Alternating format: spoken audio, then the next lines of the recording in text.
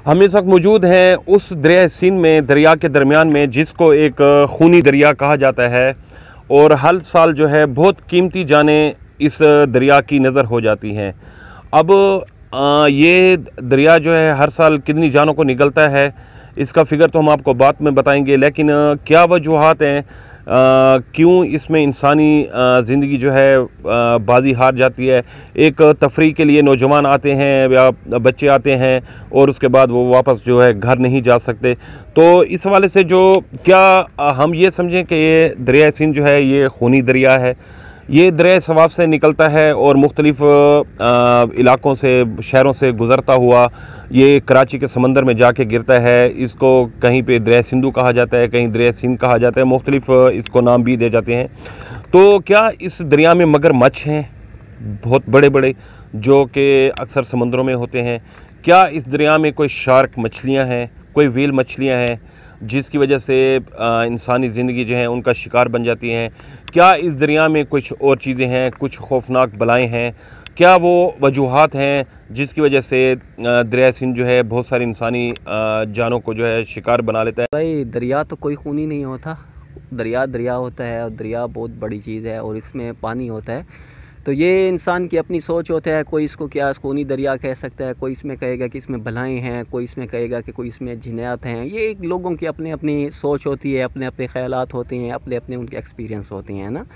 तो ये मैं तो ये समझता हूँ कि हमेशा डूबता ही वही है जो किसी चीज़ में फ़न रखता हो। तो वो चूँकि उसको अंदाज़ा होता है कि मैं कितना जानता हूँ काम को, और वो अगर उसको गहरी जगह, उससे ज़्यादा जगह या उससे ख़तरनाक जगह कहीं कहीं उसको पाला पड़ जाए तो वो अपनी हिम्मत हार जाए। और अब इंसान है, इंसान तो फिर बर्दाश्त होती है, जब उनकी बर्दाश्त खुदा न खास्ता ख़त्म हो जाए तो वो अपनी अगर जान या ज़िंदगी से हाथ धो बैठें या गंवा बैठें तो हम इसको खूनी या ये नहीं कह सकते, क्योंकि इंसान की अपनी सोच होती है। अल्लाह ताला ने इंसान को अशरफुल मखलूक़ात में बनाया है, तो इंसान का अक्ल है, उसको चाहिए कि वो सोच समझ के करे। बाकी दरिया को ऐसा खूनी या ये नहीं होते, ये एक लोगों की राय होती हैं। अच्छा डॉक्टर, इसका मतलब है कि तैरने की वजह से जो अनतैराक होते हैं, जो नौजवान आते हैं नहाने तफरीह करने, वो थक जाते हैं, ये तैरना सही माने में नहीं जानते, जिसकी वजह से वो डूब जाते हैं। जी बिल्कुल, इस तरह मैं कह सकता हूँ कि मकसद है कि तैराक, चूँकि डी खान में कोई ऐसा इनका ना कोई इनका प्रोफेशनल सिस्टम है, ना कोई मकसद है कोई इनको जगह मिलती है। नहरों में तो नहर होती है तो बहुत छोटी होती है, अगर वो डायरेक्ट वहाँ पे सीख कर यहाँ पर अगर आते हैं दरिया में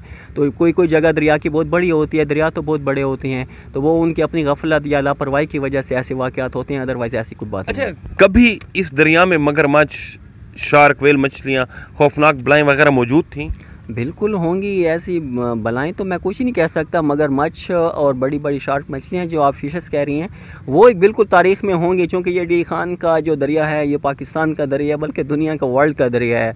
और इसका वर्ल्ड में भी कुछ में मकसद है कि नंबरों में भी मकसद है कि इसको टॉप 10 में आ सकता है, और है भी सही। तो उस हवाले से हम कह सकते हैं कि आज से कोई 30, 40, 50 साल पहले जो इसका मकसद है कि इसका बहाव जो था एक बहुत बड़ा था, ह्यूज बहाव था। तो उस वक्त तो इसमें बहुत सारी मछलियाँ और शार्क वग़ैरह और ये मगरमच्छ भी कह सकते हैं। और बिल्कुल आबाओ अजदाद से हम सुनते रहते थे उनकी कहानियाँ कि इसमें दरिया में ऐसे ऐसे होते हैं, सिसार वग़ैरह का जिनका जिक्र किया जाता था, और ऐसी चीज़ें बिल्कुल ये खारिज इम्कान हो सकती थी।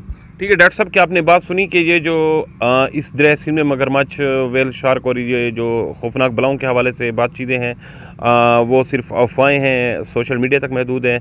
यहाँ पे सिर्फ जो अमवात होती हैं, जो हर गर्मियों में जो बच्चे या नौजवान डूब जाते हैं, वो तैराकी ना जाने की वजह से डूब जाते हैं।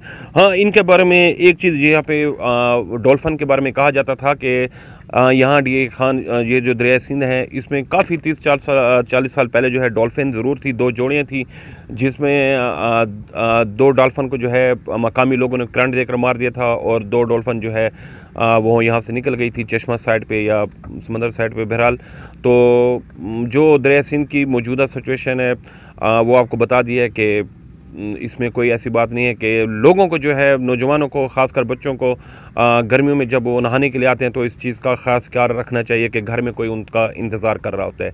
तो उस्मान शहीन को इजाज़त दीजिए दरिया सिंध से। अल्लाह हाफ़िज़।